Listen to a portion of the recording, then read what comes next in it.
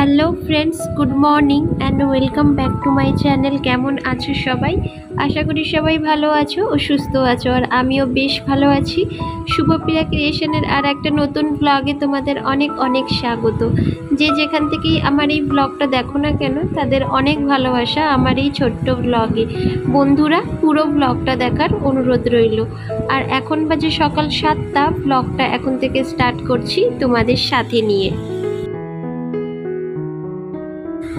এখন যে ভিডিওটাতে ভয়েস দিচ্ছি বন্ধুরা, বাইরে কিন্তু অঝরে বৃষ্টি পড়ছে, তাই হয়তো তোমরা বৃষ্টির আওয়াজটা শুনতে পাচ্ছ। এটা কিন্তু অন্য কিছুর আওয়াজ নয় বন্ধুরা, এটা কিন্তু বৃষ্টির আওয়াজ। কারণ আমাদের এখানে আজকের মানে খুবই বৃষ্টি হচ্ছে সন্ধ্যে থেকে, তো এখনো পর্যন্ত কিন্তু বৃষ্টি থামেনি। তো তাই জন্য না মানে আমি যে কি করব, ভয়েসটা কিভাবে দেব বুঝতে পারছিলাম না। তো কি করা যাবে বলো, ভিডিও তো আমাকে পরের দিন আপলোড করতে হবে, তাই জন্য একটু কষ্ট করেও হলেও লিপ দিচ্ছি, আর তোমরা একটু ম্যানেজ করে নিও।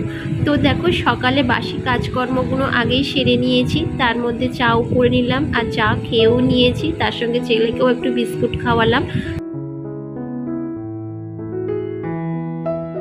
আর ছেলেকে স্কুল দিয়ে আসার পথে এই সবজিগুলোও কিনে আনলাম, কারণ ঘরেতে একটাও সবজি ছিল না, ছিল কয়েকটা আলু পড়ে। তো ভাবলাম কয়েকটা সবজি হাতে করে নিয়ে যাই, আর ডিমও নিয়ে যাই, কারণ আজকে ডিমের কারি বানাবো। তো দেখো, এই কটা তো সবজি দেখতে লাগছে, কিন্তু এটা না 100 টাকার ওপর সবজি। ডিমটা ছাড়া বললাম বন্ধুরা, ডিমটার আলাদা দাম।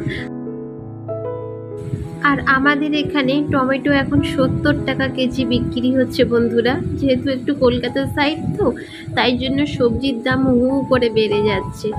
আর এই যে দেখলে আদা রসুনের দাম তো আগুন ছোঁয়া, বলার মতো নয়। আমি কিন্তু ওই 100-র মতোই রসুন এনেছি, এর থেকে বেশি আনিনি।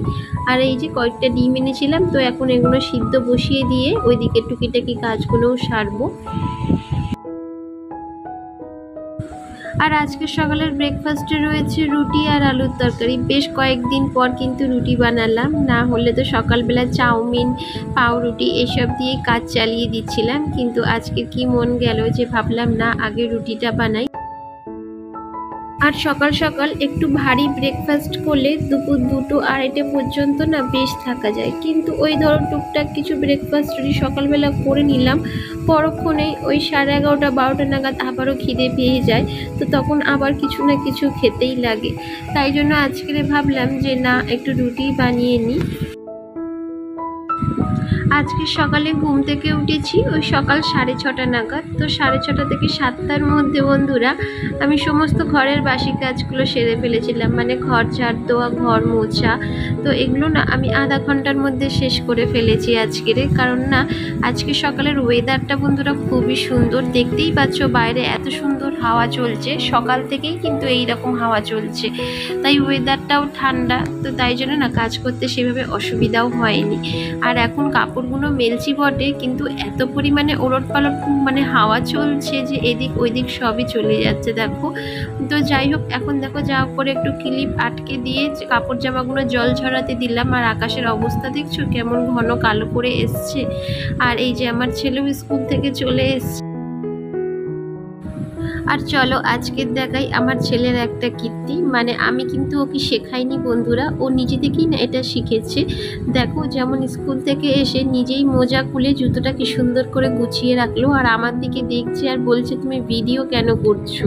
মানে ও যে এই কাজটা করছে, আমি কেন ভিডিও করছি সেটাই ও বলছে। তো দেখেও বেশ শান্তি, জানো তো। কিন্তু আমি এটা কিন্তু ওকে শেখাইনি, ও নিজে থেকেই না এটা করে। আর আমার দেখেও বেশ ভালো লাগে, কারণ ও তো এখন বড় হচ্ছে বলো, নিজের কাজটা তো নিজে করলে বেশ ভালোই লাগে।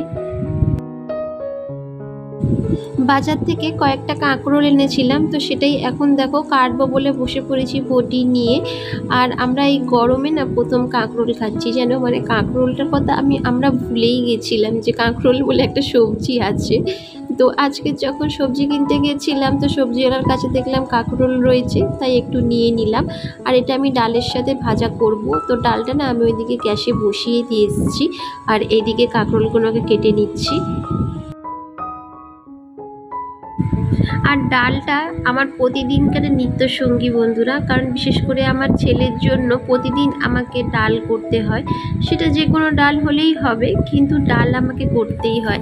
আর এখন দেখো কাঁকরোলগুলোকে একটু ভালো করে ধুয়ে নিলাম, কিন্তু যে জায়গাটায় কেটেছিলাম না, তো ওই জায়গাটা না বেশ ছোট হয়ে গেছে, মানে মাখানো যেত না। তাই এই প্লেটটার মধ্যে আবার ট্রান্সফার করে নিলাম, আর তার সাথে একটু নুন আর সামান্য হলুদ দিয়ে এটাকে এখন একটু মাখিয়ে রাখবো। আর নিজের জন্য একটু সময় বার করে নিলাম বন্ধুরা, কারণ পায়ের নেল পলিশগুলোকে আজকে তুলবো। মানে স্নান করতে যাওয়ার আগে না প্রতিদিনই ভাবি যে করব, কিন্তু করব করে আর করা হয় না। তো আজকের মনে করে পায়ের হাতে নেল পলিশগুলো একটু ভালো করে তুলে নিলাম, কারণ দেখবে মানে নেল পলিশ একটু একটু উঠে মতো গেলে সেটা না নখে আর দেখতে ভালো লাগে না। তাই জন্য একেবারে প্রপারলি তুলে দেওয়াটাই ভালো, তারপর নতুন করে পরবো। তো সেটা কবে পরবো সেটা এখনো পর্যন্ত বলতে পারছি না, কিন্তু এখন তো তুলে দিচ্ছি। এখন দেখো চলে এসেছি রান্নাঘরে, ডিমের কারি বানাবো। তো তার জন্য মশলাটাকে ভালো করে কষাচ্ছি। আগের দিন ডিমের কারি বানিয়েছিলাম বন্ধুরা, মানে আগের দিন বলতে বেশ 3-4 দিন আগে যখন ডিমের কারি বানিয়েছিলাম, তো ডিমটা দিয়ে না ভীষণ কাঁচা কাঁচা গন্ধ বেরোচ্ছিল, মানে মশলাটা হয়তো সেভাবে ভাজা হয়নি, তো সেই জন্যই হয়তো কাঁচা গন্ধ বেরোচ্ছিল ওই দিন। আর আমার বড় বলেছিল যে আজকে ডিমের কারিটা ভালো হয়নি। তো আজকের আমি চেষ্টা করছি একটু ভালো করে মশলা কষিয়ে তারপরে ডিমের কারিটা বানাবো। তো যাই হোক, এখন দেখো মশলাটাকে ভালো করে কষিয়ে জল ঢেলে দিলাম, এবার একটু চাপা দিয়ে দেবো। ওইদিকে রান্না বান্নার কাজ সমস্ত কিছু কমপ্লিট করে রান্নাঘরও পরিষ্কার করে এখন স্নান করতে চলে এসেছি।